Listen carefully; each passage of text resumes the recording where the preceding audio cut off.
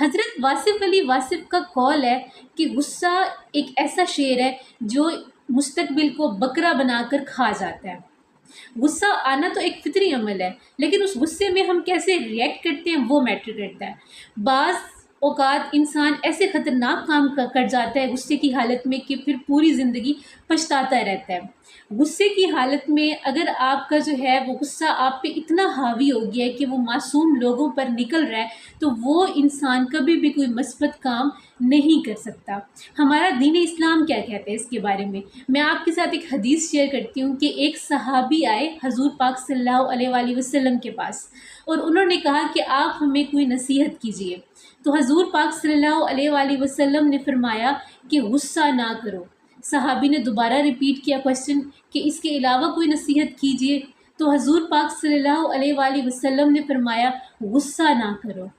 इसी तरह सहाबी ने क्वेश्चन रिपीट किया कई दफ़ा और हज़ूर पाक सल्लल्लाहु अलैहि वसल्लम ने यही जवाब दिया कि गुस्सा ना करो।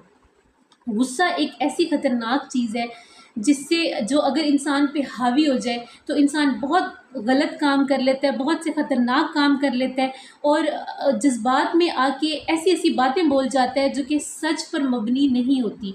वो बेसिकली सच नहीं बोल रहा होता, जज़्बात बोल रहा होता है।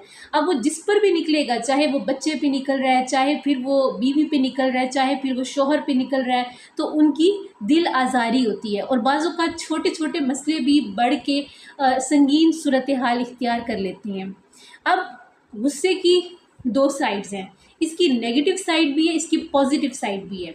पॉजिटिव साइड ये है कि अगर आपको छोटी-छोटी बात पे गुस्सा आता है तो इसका मतलब ये है कि आपको अभी बड़ा वक़्त है, आपने अभी अपनी बहुत इस्लाह करनी है।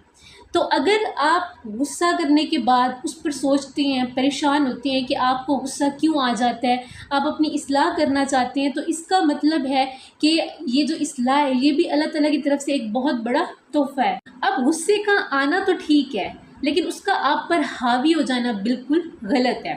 अब ऐसी सिचुएशन में मैं आपको कुछ टिप्स बताऊँगी जिनको आपने फ़ॉलो करना है, तो आप काफ़ी हद तक गुस्से पर काबू पा सकते हैं। नंबर 1, जब भी आपको गुस्सा आए तो आपने अंजाम के बारे में सोचना है।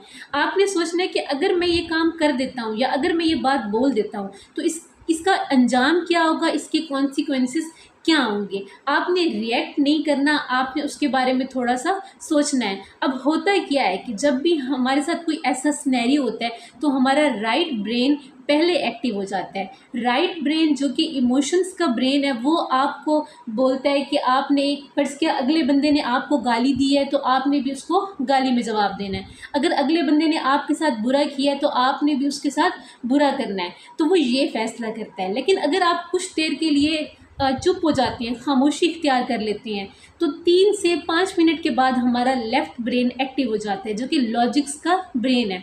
वो आपको ये काम करने से रोकेगा और वो आपको अच्छा फ़ैसला देगा, आपको रोकेगा कि आपने इस सिचुएशन को ऐसे डील नहीं करना। इसीलिए हदीस में आता है कि जब आपको गुस्सा आए और अगर आप खड़े हो तो आप बैठ जाएँ, अगर आप बैठे हो तो आप खड़े हो जाएँ, क्योंकि वो जो 3 से 5 मिनट का दौरानिया है वो आपकी सिचुएशन को कम्प्लीटली चेंज कर देगा। जो गलत काम आप पहले करने वाले थे वो 3 से 5 मिनट के बाद वो सिचुएशन तब्दील हो जाएगी। तो सबसे पहली बात तो ये है कि आपने अंजाम के बारे में सोचना है, आपने कॉन्सिक्वेंसेस के बारे में सोचना है। नंबर 2, जैसे कि हमारे इस्लाम में भी है कि गुस्से की सूरत में इंसान को पानी पीना चाहिए। अगर इंसान ठंडा पानी पीता है तो होता क्या है कि हमारे जो तालू के नीचे एक वेगस नर्व होती है वो स्टिमुलेट हो जाती है ठंडे पानी से। तो जब वो स्टिमुलेट होती है तो वो इंसान को कूल डाउन कर देती है। तो जहाँ वो गुस्से में उसने बुरी तरीके से रिएक्ट करना था वहाँ वो उस तरह से रिएक्ट नहीं करता। तो अगर आप इन 3-4 बातों पे अमल कर लेते हैं तो आप काफ़ी हद तक गुस्से पर काबू पा सकते हैं। तो अगर आपको मेरी वीडियो पसंद आए तो आपने लाइक करना है, आपने कमेंट करना है, आपने मुझे फॉलो करना है, टिकटॉक पे भी फॉलो करना है और आपने मुझे यूट्यूब पे भी फॉलो करना है। Thank you.